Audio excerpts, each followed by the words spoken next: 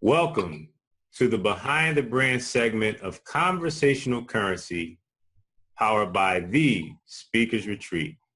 Conversational Currency focuses on the value and importance of social skills in the digital era, and the Speaker's Retreat is a 3-day event that focuses on giving you the tools to build a 6-figure public speaking business, which includes your headshot, which includes 5-minute speeches on stage, and it is hosted by Pure Potentials and Jackie McClinigan. Our special guest today is Shauna Marie Macdonald. Shauna, our audience loves to know the why behind the what. So please take a moment to tell us about your story as it relates to where you are at this point. All right. Well, thank you very much, Shadid. I appreciate this. So my story is I was having a ordinary life, and I found out that my ex-husband was ill with cancer. And then it turned out he was terminal shortly thereafter. And so he went through the process, and I was on the outside of the process because I was the ex-wife. But we had 3 adult children together and a grandchild. So I ended up going back into his life using food because that's my love language. And so it was nice to finish up our story together as it relates to a relationship. We've been married for 26 years. And just before he passed away, he knew he was dying. We had an evening together where I was taking care of him, the kids who had been caregivers for him for the last 3 months of his life. And he said that cancer gave him more than it took, which I found a remarkable and beautiful thing to say. And what he was saying is that because he got sick, he started living the important part of his life as it related to him. And so he was spending time with our kids and his grandchild and his friends and the people he wanted to spend time with. So after he passed away, I went into a bit of a sadness, and I went to Europe, where I love to go. And the idea for the book came. So I've interviewed 6 people from across the globe who felt the same way.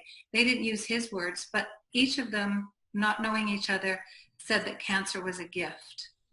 And so I wrote their story, and then the next chapter behind their story is how I, from my research into getting out of this feeling, this fear of cancer, is how to get out of that. So basically get into joy, get into gratitude and happiness, and living your life on purpose for what time you have left, which none of us know how much time we have left. And when someone with cancer, they actually have a timeline. So it's a little different, maybe not as specific as his was, but you get a little scare. Yeah, and sometimes fear is a great motivator. And for him, it wasn't. For these other people, it was a great motivator to get into their life and get out of the parts of their life that weren't working at the time. So that was the Cole's notes of how this book came about.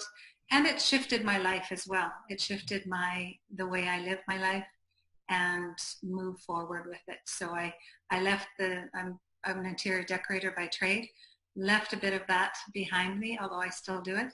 And now I'm writing. So that's a whole new. Very powerful story, as many families, many wives, husbands, sons, daughters are going through life and enjoying life. And cancer strikes, and everyone involved must redefine their existence based on what is going on.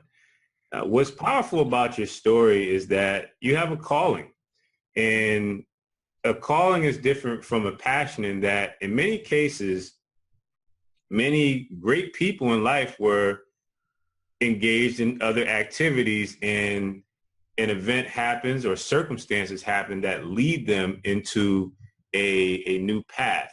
Can you please explain to the audience some of the decision points that you had to make in choosing your calling? So you were headed down one path, and the emotions within you led you to go in a different direction, and one that is serving you today. Please take us through those decision points and some of the ups and downs with that decision. Okay. Well, the decision points and the ups and downs were not mine. I felt this idea came to me. I was literally in meditation at a friend's house in Budapest, Hungary, and I was asking for just, what am I supposed to do? I do the Course in Miracles, so the questions are, what would you have me do? Where would you have me go? What would you have me say, and to whom? So I'm repeating it. I'm new to meditation, not thinking much about it, and the idea came for the book. So the whole process of feeling like I'm getting this download from somewhere, and then realizing it's a bit of it's divinely sent. So now I have to step up. And so it felt great at first, and then it became overwhelming, because what do I know about this subject? I don't actually have cancer. Who am I to write this? And what am I doing? I'm an interior decorator. I'm not a writer, even though I was writing a blog, but it was kind of a lighthearted blog. And so for a year, I think I was going quite well. It was working well. And then all the doubts and the questioning came up. And so I went away for a year. I went to Europe. I walked the Camino for the 800 kilometers, walking the Camino. That gave me quite a bit of clarity. And it wasn't until this last year that I got right down and serious with it, because I realized I just needed to do it. It kept coming from all directions. And once you hear those ideas coming around and around, you say, okay, I'll just stick with it and get it done. Otherwise, if I don't, everything else that I start will fail. And so it wasn't that I had to do the book in order to start my life. I had to do the book because it was my life. Wow. And after that, it becomes, then you have other roads to take. Because if you don't make a choice, I wasn't making a choice, even though it seemed like I was doing it. I was just doing enough. And then, I don't know what pushed me. I think there were just so many little things. Wow. Now, many authors describe the book writing process as a journey, not necessarily a task, not necessarily just something to do. There's very few people who can write an entire book and not be transformed by the process. Being that this is a calling for you and something, an event and a tragedy that happened within your personal life, how has this authoring process transformed you as a woman, as a lady on a mission, and supercharged your work in many ways? Well, when you speak to people who've actually had the experience themselves, not just the family members, because I was a family member, even though I was a family member on the outside of the family members, on the outside of the friends, so to speak. But when you actually speak to that inner circle, you realize that we don't have to have our cells infected with a disease in order to transform. And we've all heard this, and we know this is to be true. But when you sit across from people or on Skype or Zoom, you have this sense of their life is larger than they chose, because they would have rather gone back. But each of them said that they wouldn't wish cancer on themselves or anyone else, but they wouldn't change it. Wow. It's a little like the idea of the book. I wish it hadn't happened, because that would mean he was still alive and my daughters would still have their dad and grandchildren, grandfather. But the same with them. You look at something, okay, I have this now. So what am I going to do with it? Am I going to complain about it? Am I going to worry about it or wish it wasn't so? Or am I just going to step up and say, okay, this is what we have? Because sitting across from someone who actually has a disease, it makes you realize, I am so fortunate that I have this choice instead of being forced on me, even though it felt a little bit like this book was forced on me. In reality, I asked for it because I was meditating on it. And I do have that belief that the universal power is there to assist you. Always. Mm-hmm. Now, you've done several interviews in preparation for the release of this book. Please take us into one story that, when read, would give the reader the deeper insight into either the disease of cancer itself or the hope elements in terms of reframing and gaining new purpose. What are some of the stories within the book that captivated you as the person writing it? Right. Well, the one story that I can share on this is Charlie Scopoletti, and he's out of the States. And he had a lymphoma when he was a young boy. And so he went through the process of cancer.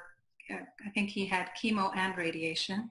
And during his chemo days on a Thursday, they would allow the kids to go downstairs and play musical instruments. And he said that those are the only days, even on his chemo day, that he wouldn't think about cancer. And so he'd be playing the drums, say, or the guitar, and he wasn't sick. He wasn't a cancer patient. He wasn't bald. He wasn't bloated. He wasn't thin. He wasn't whatever was going on that day. And as soon as they said, okay, time's up, the cancer came back. And so he went through this, and then he got into music, and then life changed, and he did a few other things. And then the music came back, and so his cancer brought music into his life. He actually is a singer and songwriter now. He does a lot of work for the cancer industry. Then he got cancer again because of his treatments. Wow. He ended up with thyroid cancer. And so when he had his thyroid out and his oncologist said, you can't do anything. And he said, I'm singing at this gig, he calls it. I'm singing at this gig on, say, Saturday night, and you're not stopping me. Will it hurt me? And the doctor said, no, but you won't be able to do it. He and his ability, his friends came and picked him up, sat him on the stool, and he sang his gig. For him, cancer gave him a purpose, and it was music. And since that time, that was 5-6 years ago, and he's continued on with his philanthropic work. Cancer was his reason for finding music. Such an inspiring young man. Absolutely. And he never feels sorry for himself. And it's not that he's without issues that go along with having lost his thyroid. It's just an inspiring story. He is the type of person, and what I wrote about that is finding your music or whatever it might be, because there have been a lot of studies where people use music to relieve pain. They used it after the Second World War for men who were coming out of their traumatic situations. And so for him, it just happened to be, this is what came about, was music. Very powerful, very powerful. Now, for family members who are watching this and individuals who are patients of cancer themselves, and from your unique perspective of having supported your ex-husband through this journey, along with raising a family and helping them cope through the scenario itself, what are a few words of advice and or perspective that you can share to help them find sunlight through dark clouds? So yes, sunlight through dark clouds, which definitely cancer is one of those. But through the research that I did, I found a few different studies. One was the Rosetto study, and another one was the Harvard study. And so, it was a long study to try and explain, but to summarize it, is they've done these long-range studies. The Harvard study is close to 80 years now. And they looked at these young men, and they tried to just figure out why and how they were coping, how they were doing well, how they were suffering. And what one of the main points is community. Mm. And a community is your family, a community is your work, a community is what you do when you're playing, whether it's a walking club, a hiking club. A community is the community that we had in the speakers retreat. I believe, now I can only speak for myself and the people that I was with, it was a beautiful feeling to be around like-minded people and people who were much further ahead and further along where I wanted to be, and others that I could support. So the statistics are that if you are a smoker and you can't stop smoking, then join a community, because the advantages of actually being in community are almost better than quitting smoking. Not that I would recommend anyone to smoke, but if you can't quit smoking, join a community and your life will be extended. Mm. Kind of an odd comparison, but it's one that they've done studies on. It's how powerful community is. You gain other parts of life that you didn't expect, or you couldn't even imagine. Very powerful perspective. Now, Shauna, where can we find more information on your calling and your book as well, and just the overall locations where we can connect with your work and your mission? Well, for my website, it's shaunamariemacdonald.com. And also, if you want a little dose of feeling good, I have a Facebook community called Cultivating Gratitude, and it's all uppercase. And so I'll be working further with my book launch, and also I'll be starting mastermind classes for families, for cancer survivors, and then for people on the outside, such as myself, who weren't part of the full community. There's many people who've been touched by cancer and say it's a family member or a friend that you're no longer in contact with. You might have had a big family fight with, and you're still affected by the cancer, whether you think you are or not. You may not have, like I said, the cells, cancer cells, but you have cancer in your heart. That's how I felt, that I didn't have cancer in my cells, but I had it in my heart because my ex-husband Ron was sick and suffering. Ladies and gentlemen, this has been a great and touching segment of Conversational Currency powered by the Speakers Retreat. This particular episode is dedicated to all the families who have received cancer diagnosis and must search for answers to how to make it to the next day. Also to my Aunt Stephanie, who we lost to cancer as well. And we love you. We love you, Aunt. And I'm Shadidi Laser, and thank you for tuning in.